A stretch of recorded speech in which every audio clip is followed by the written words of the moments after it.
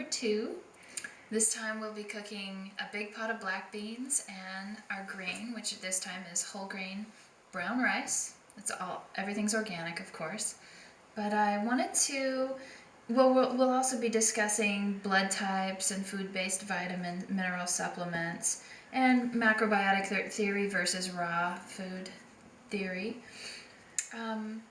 But just to talk about what I've done here with our beans and grain first, because it's going to be coming to a boil soon, I want to let you know that I soaked everything for 24 hours in the saucepan we're cooking them in, under a couple of inches of filtered water. Reverse osmosis water is fine, any kind of purified water. So with the grain doesn't swell so much as beans, so when you cover it the night before, they say 12 to 24 hours, so if you don't have a full day, it's fine. But at least 12 hours for soaking, because you want those grains to sprout and become alive. What they do is they gain all these other amino acids, and if eaten raw as sprouts, they're full of living enzymes and wonderful for the body, especially in the springtime. But we're cooking them, and what sprouting does, aside from it becoming closer to a complete protein, is that the grain especially, all whole grains, have something on the outside of the bran of the grain called phytic acid, which binds with minerals in our intestine and inhibits their absorption. So over a lifetime of eating grains we've skipped that step in today's, industrial era where we process foods quickly, and we skip that step of soaking or fermenting is another way to neutralize phytic acid. We end up with degenerative bone loss and tooth decay later in life. So I'm bringing these both to a boil, and I have replaced that soak water. So I soaked these overnight. I put about 4 or 5 inches of water over the beans because they swell to twice their size about. The grain will only swell a little bit, so maybe an inch or 2 of water over your grain, 3 or 4 or 5 inches of water over your beans, and then the next day pour that soak water off, strain them, and then replace with fresh water. About an inch of water over your grain, basically 2 parts water to 1 part grain, and maybe 2 or 3 inches of fresh water over your soaked beans, and then bring them to a boil. Okay, now sea salt is wonderful to add to your grain while it's cooking because it helps enhance the cooking of grain. But don't add salt to the cooking of beans. Salt inhibits or retards the cooking of beans. I've been trying to think of a rhyme that maybe would help people remember that, but if you think of one, you can email it to me and I'll credit you in this video. But something, a little rhyme would, I don't know, people have a hard time remembering that for some reason, but it could be very helpful. And when your grain and beans start to come to a boil, you skim the foam off the top. The grain will produce a little bit of foam. It's from nitrogen. As grains and beans and seeds and nuts begin to sprout, and I recommend soaking all your grains, nuts, beans, and seeds. See, like I've soaked my flax seeds here. Not for 24 hours. Flax seeds, I don't like the flavor after 24 hours of soaking. I just do these for about 2 or 3 hours before I'm going to have a meal. And I'll eat them by the spoonful. I'll pour off the excess water off the top and just eat them by the spoonful. And they're your soaked flax seeds, and they're high in the essential omega-3s that you need. So basically, and I'll put these over here so you guys can see. But as our beans and grain come to a boil, they'll produce a lot of foam. So the grain will produce less foam, but the beans will have, especially black beans or pinto beans or red beans, they'll produce quite a bit, and you want to skim that off. For maybe the first 5 minutes of it boiling, it will produce a continuous amount of foam that you want to basically use your big spoon that you're going to be cooking it with and a bowl to scrape it off the top. Now this is just the first stage of it starting to think about boiling, but when it gets to a rolling boil, this foam is going to get quite thick and possibly overflow. So I'm just going to stop it from overflowing by continually skimming. And the spoon that we'll use to skim this foam off the top is going to be a smaller spoon for our grain.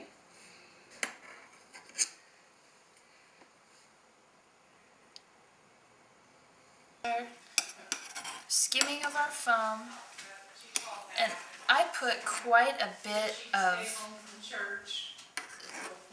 rice in this saucepan because we're feeding a total of about 6 people after this video. But so basically this rice is going to swell quite a bit. Okay, so when I've gotten the excess foam off of the rice, I'm going to add my sea salt and just let it do its thing.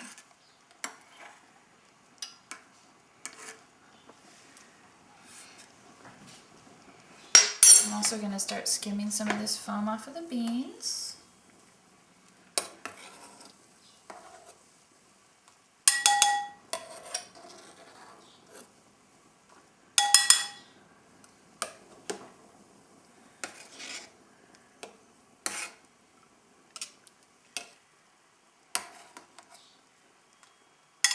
Once our grain, any whole grain really, salt enhances the cooking of grain, remember? So I've added about a teaspoon of sea salt to our brown rice and stirred it in, and then I took it down to simmer. And from that point, it takes 40 minutes for brown rice to cook. All the different grains have different times and water ratios for each grain, which we'll go over in video 3. But for perfect brown rice, from the time it comes to a rolling boil and you add that sea salt, larger amount for a larger pot, smaller amount for a smaller pot, of course. But then once you take it down to simmer and put the lid on at an angle, this lid actually has little vents so that the steam can escape. I don't know if you can see those vents there, but this is a perfect little pot for brown rice. You don't necessarily need a rice cooker, but a pot like this works great. If it didn't have vents, I would leave the lid on at an angle like this, like I'm going to do for our beans. But basically, yeah, from that point in time that you take it down to simmer, it's 40 minutes. Not a minute more or a minute less, and you'll get perfect brown rice. Okay, and another rule of thumb for the amount of water over your brown rice is that if you stick your finger in the pot before you bring it to a boil and everything, you stick your finger in the pot, and the end of your finger comes to the level of where the rice is, and the water level above that comes to the top of the first digit. That's a great way of measuring the amount of water that should be in the rice. No matter how big the size of the pot or how much the amount of rice, that's a great rule of thumb that my friend has taught me, and it works every time. So for the beans, I'm going to finish skimming the rest of the foam off the top. Just have a little bit more. And I'm going to put the heat down to simmer on this one too. And we're going to let this cook without adding salt for a good hour. Maybe even as little as 50 minutes, but you want your black beans and pinto beans and other larger hard beans like this, which we'll go over in session 3, the chart of cooking times and water ratios for all the different beans, because like lentils take only 40 minutes and garbanzo beans take 2 hours. So they all have different times, but for black beans it's a good hour. So basically at the point in time that this is cooked for about 50 minutes, we'll put in our ground herbs and spices, which would be like the cumin and coriander, or the ground mustard and turmeric. And in today's case, we're going to be using a yellow curry mix, which is the cumin and turmeric and coriander and ginger and other wonderful East Indian spices. So, we skimmed all of our foam off the top. I'm going to take it down to simmer and put the lid on at an angle and time it for 50 minutes. And conceptually, what I want to go over in this session is lots of different things, but first we'll talk about food-based vitamin mineral supplements. And I recommend food-based because it's kind of a new concept in vitamins. They basically just dehydrate organic carrots and broccoli and condense them down and pack them into vitamins for the body. And the body recognizes these food-based vitamin mineral supplements really well because they're still in food state. The nutrients are more available to the body when it's in food state. The body recognizes it. So the brands I recommend are Mega Foods and Rainbow Light and you'll see a little label, you'll see the word food-based or food state on the label. And those are the most expensive brands that I've found and that have the best reputation. But right in line with those, and it's not necessarily food-based or food state, but they're real high up there. My friend told me about a test that was done on all these different vitamins and minerals, and a brand named Source Naturals came in third. So if you're tight on money, but you still want a good vitamin mineral supplement that isn't technically food-based or food state, go with Source Naturals. And of course they have all of the different kinds for women's, or just calcium, or men over 40. Men over 40, by the way, aren't supposed to have too much iron. Ask the people at your local natural food store, and the person in supplements can probably help you out a lot if you have personal questions. What I want to talk about is the blood types. And I've read Peter Diadamo's Eat Right for Your Type, which I find helps about half of all my clients who maybe they're experiencing low energy, or they don't quite feel like the diet that they've got going is really serving them. But the blood type book talks about diet and lifestyle choices for all 4 blood types, A, O, AB, and B. And I'm just going to read off some basics from it. I've summarized them on my little handout I give people. This is A, this is O, B, and AB. But I just want to give you some ideas about if you know your blood type. Oh, and you can go get a blood test at your local health department. I think they're about $20 if you want to find out your blood type. Or you can look at your birth certificate, or you can donate blood. So if you're type A is the ideal vegetarian. The theory in the book is that blood type stemmed from when we started farming grains. So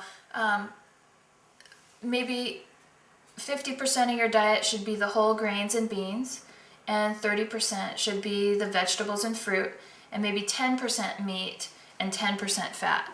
And always the right fats and organic meats, of course.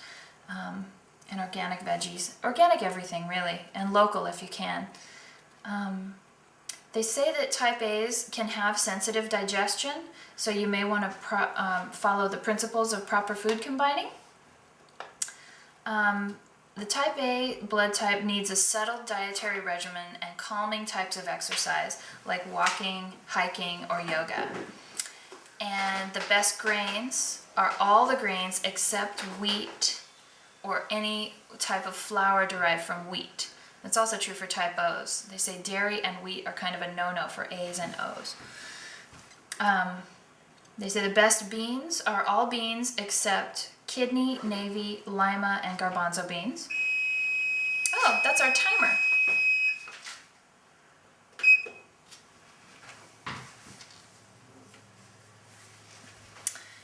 And the best seeds and nuts would be flax, pumpkin, almond, and walnut. And soaking your almonds and walnuts, I like to soak my nuts the day beforehand, about 24 hours ahead of time for breakfast the next day. And when you sprout a nut, it also becomes more nutritious for you, and you eat it raw with your brown rice and maybe some dried fruit, like prunes are real high in iron and magnesium. We'll talk about iron absorption breakfasts and meals during the day, and then calcium absorption breakfasts and meals in, like, I think video number 4, we're going to do that one. So the best meats, they say, for type A's, which would be maybe once or twice a week you would eat the organic chicken or turkey or fish. Salmon, trout, cod, sardine, and red snapper, they say, are the best for type A's. Best oils for type A's would be, okay, of course, organic and unrefined, olive and flax oil, which you don't heat up. Just put it on salad or eat it by the tablespoonful. Or like me, in the soaked form. I'll show this again. The nice soaked flax seeds. I just soaked them for about 2 hours before I'm going to dip my spoon into there and eat it as a nutritional omega-3 source. And they're wonderful this way. Or you can grind them fresh with a coffee grinder and eat them immediately. And they say 3 tablespoons a day. And then if you eat the oil, just 1 tablespoon a day. But it's best for you with all the lignans and the bran and in the whole seed state. If you can just grind it with your teeth in this form, the soaked or dry. If you eat them dry though, they take a lot of moisture out of your mouth and you want to sip water while you do that, but you want to chew them for quite a while before you swallow them. And then the last thing about type A blood type is that eggs, kind of minimal on the eggs, maybe 1 or 3 times a week, and only small amounts of dairy. And if you can do cultured organic dairy like goat yogurt is close, or goat milk is closer to human milk than cow's milk is. So if you're gonna do dairy, try to do goat and try to get it in a raw state where the viable enzymes and probiotics are still intact, and also like yogurt or kefir with the probiotics is better for you. Foods to avoid for type A's would be tomatoes or wheat and dairy. Okay, blood type O, the meat eater. They say this is the oldest blood type, and it comes from when we were hunting meat. And that the general diet breakdown would be 40% meat, 30% vegetables or fruit, and of course don't eat fruit with meat. That's really bad food combining. The fruit digests faster and breaks down faster and begins to ferment in the gut and causes gas and feeds candida conditions. So principles of proper food combining, of course, again. But then for type O's, the complex carbohydrates would only consume about 10% of their diet, and then fat would be 10%. Oh, complex carbs may be up to 20% for type O's, but very little, compared to the A, which most of their plate would be complex carbohydrates in the form of whole grains. Type O's thrive on intense physical exercise like swimming, biking, or running. And again, dairy and wheat are both detrimental to the blood type O. Foods which encourage weight gain for type O's would be wheat and wheat gluten, corn, kidney and navy beans, lentils, cabbage, Brussels sprouts, cauliflower, and mustard greens. And foods which encourage weight loss in type O's would be fish, red meat, lean red meat, liver, kelp, spinach, broccoli, and kale. And remember, spinach is an oxalic acid veggie, so I wouldn't eat that too often unless you're fermenting it or cooking it with sea vegetables, which bind up with the oxalic acid and help the nutrients become available to the body. But the broccoli and kale are the sulfur veggies, which you want to at least lightly steam because that sulfur is hard for the body to break down, and heat helps do that for us. The best meats for type O is lean red meat, so we'd go with organic beef, buffalo, lamb, or liver, and then fish also for type O. The best grains would be millet, amaranth, quinoa, brown rice, and buckwheat. And the best beans would be adzuki and black-eyed peas. Best oils are olive and flax. Best seeds, nuts, would be flax, pumpkin, and walnut. And eggs only 1 to 3 times a week, not very often. And they say for O's, avoid bacon, wheat, and dairy. Type B is called the nomad. I think it comes from the Mongols who were traveling in tribes across the plains of Asia. And they say this is the best blood type to digest dairy. So the general diet breakdown would be 30% meat, eggs, or dairy, 30% whole grains and beans, and 30% vegetables and fruit, and 10% fat.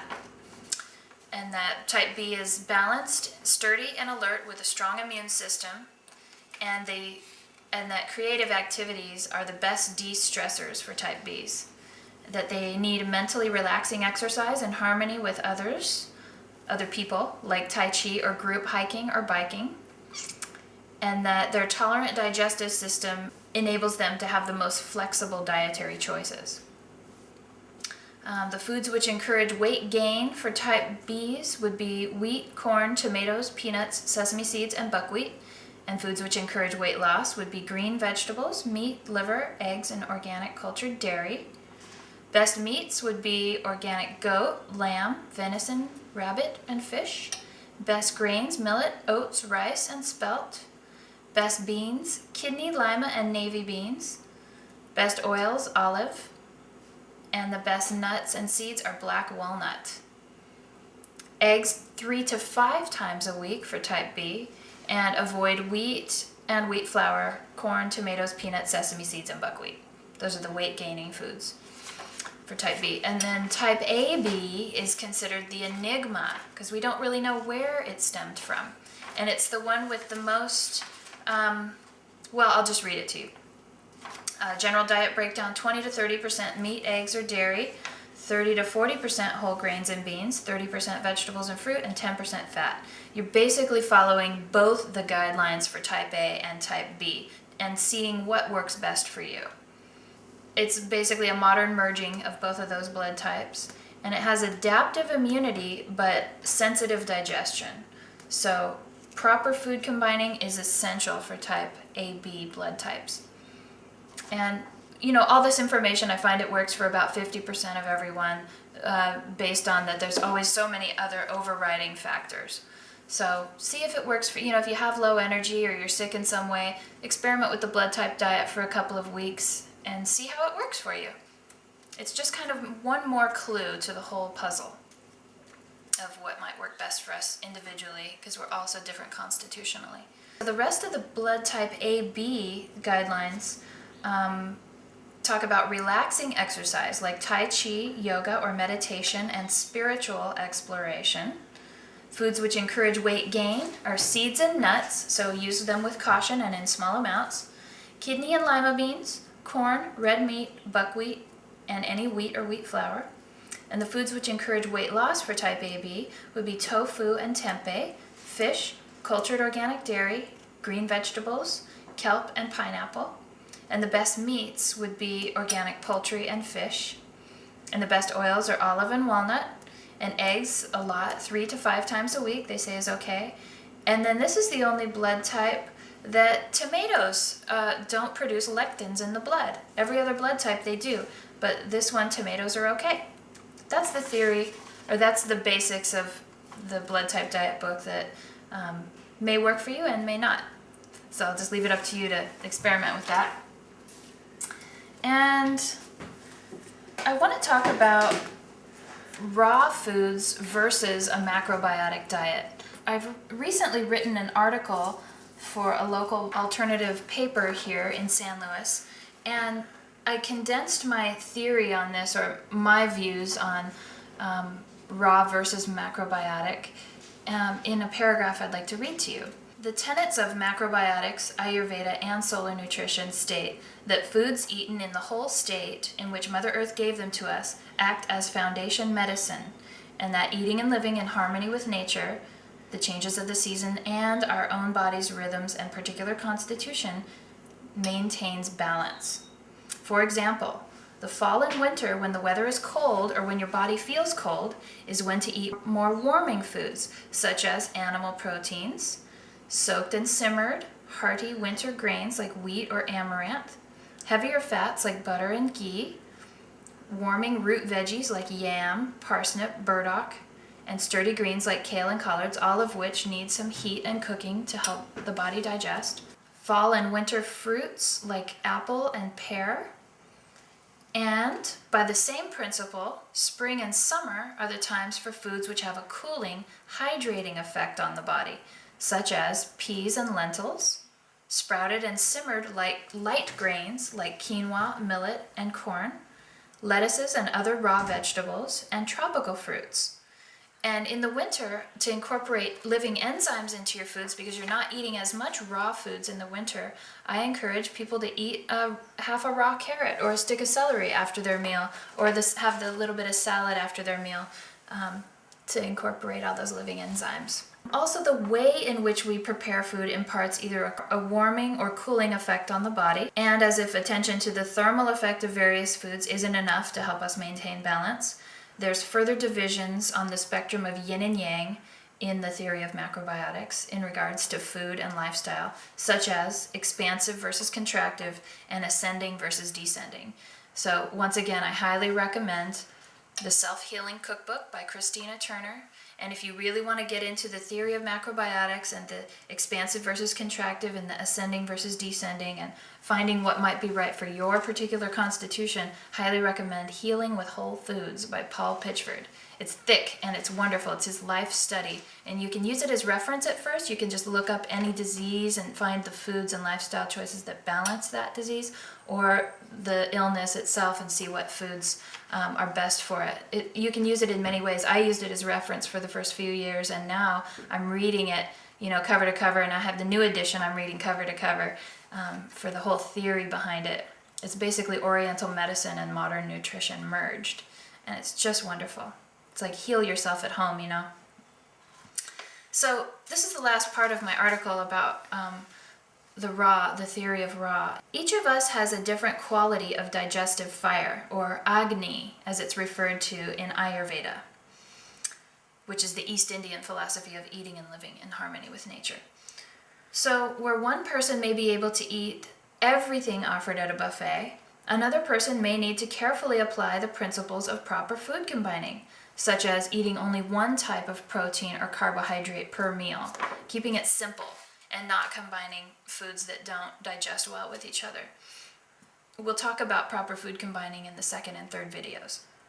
A 100% raw diet year-round is particularly cooling, contractive, and difficult for most people to digest, according to my studies in macrobiotics and my experience in talking to friends who have tried a 100% raw diet, and that for maybe 80% of them it didn't work for long term. They experienced low energy, really bad digestion, and they basically had a decrease in vitality from it. But for people who are really excessive and robust, and they have real strong, forceful constitutions, just even in the way they are with other people, that tells a lot about their personal constitution or their chi. If people have a loud voice and a strong pulse, and they're real kind of strong-willed and have a strong direction, and they maybe have extra body weight on them and strong-boned and just strong overall, the raw diet can be very beneficial to those types, because it's cooling and leads to cleansing, and it can help balance that excessive energy out.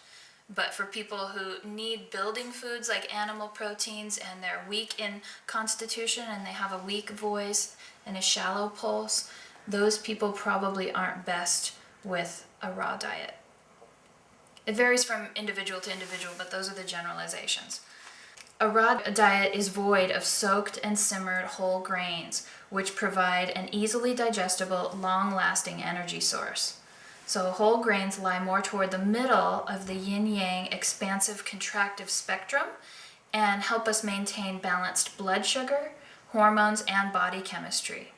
And my last little sentence here, which I love, is when we are in balance, we can more easily quiet our minds and open our hearts to know what is the best action in any given moment to further spread peace and consciousness on the planet.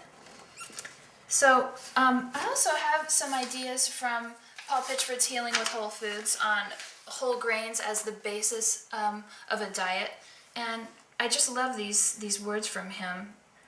The basic macrobiotic prescription calls for unrefined regional food, a minimum of animal products, of course, unless you're deficient and weak and sick and need building foods, and recognizing food preparation and eating as a healing art. The best foods to use as a basis for long-term balance are not extreme. They do not overly cleanse, build, or stress one's body or mind, but form an axis around which other parts of the diet can revolve.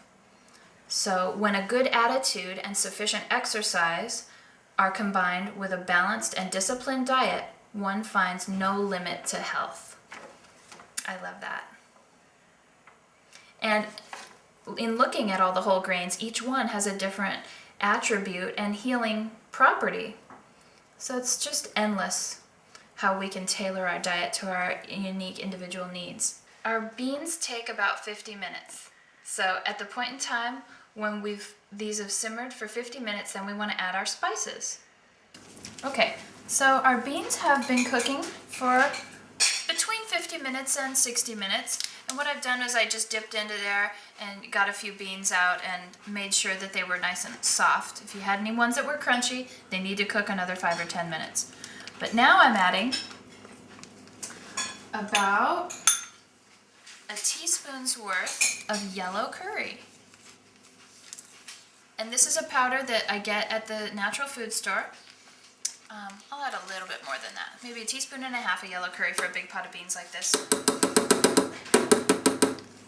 And I'm going to let that cook in for maybe 5 to 7 minutes.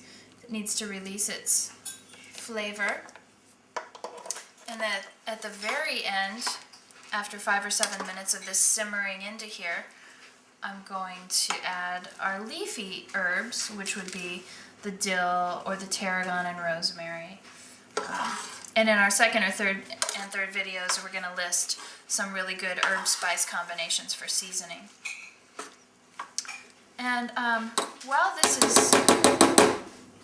this is simmering in here for 5 or 7 minutes, I wanted to also review some different techniques and foods for different times of year. So this is another macrobiotic theory, is eat and cook seasonally. So they say that for winter we want warming foods and summer we want cooling foods. So winter cooking techniques would be cast iron imparts more of a warming nature to our food, and so does baking in the oven. Also pressure cooking in the winter is really great for imparting that warming thermal nature. And then in the winter we want to eat more of the sturdy winter greens like kale, collards, broccoli, cabbage, more animal products, which we talked about, and the sturdy grains. The summer cookware would be stainless steel, so we want to just saute or blanch or steam in the summer. So we have more salads and raw foods and really quick, shorter amounts of cooking time for a cooling thermal nature to the food. And foods like bok choy, mustard greens, turnip and radish tops, and snap peas would be great for spring and summer. Here's a quote from Christina Turner's Self-Healing Cookbook that I really like, that was one of the last things I wanted to share with you for the end of this video. A whole foods diet is not a cure-all. Nothing is. Symptoms come and go. Real healing happens when we dare to breathe in the universe, stretching both body and soul to reach for balance and truth. Yet, we have a hand, an active hand, in contributing to our body's natural ability to maintain equilibrium and health through diet and lifestyle. So the very last step of our beans would be to add our leafy herbs. So for this one, with the yellow curry, we're going to add dill. But tarragon and rosemary are also very good with yellow curry. We're going to add about a teaspoon, maybe a little more. I just love dill. Some people don't though. But get creative with your herbs and spices. Don't be afraid to season stuff. And it's always edible. It's just some of the combinations really set each other off and are magnificent. So we basically turned it down, turned the heat off, and this is still kind of boiling because it's an electric burner. But at this point, I'm going to add our leafy spices or herbs, our shoyu, and our ghee. So I'm going to add our nice ghee here. And this doesn't matter. It doesn't matter that there's milk solids in this that I'm adding to the beans, because it imparts a nice rich flavor, and they're not going to burn like they would. You want to use just the clarified butter with the stir fry, because the milk solids would burn in there and maybe the temperature would be higher. But with your big pot of beans, it's okay to add the milk solids in from your ghee. That's why I like to make ghee at the same time that I make beans, so that I don't have to waste all the organic butter, the milk solids from that expensive organic butter. And then our shoyu is our last step. And I'm going to actually switch burners so it just comes off of the heat here to this burner. So now it'll start cooling down. And I can add, with our diluted shoyu, maybe a 1/4 cup of that, maybe 1/3 of a cup. I want it to be, and you can taste as you go and see, you know, if that's the right amount for you. But there we have it. And I think that's it. So enjoy.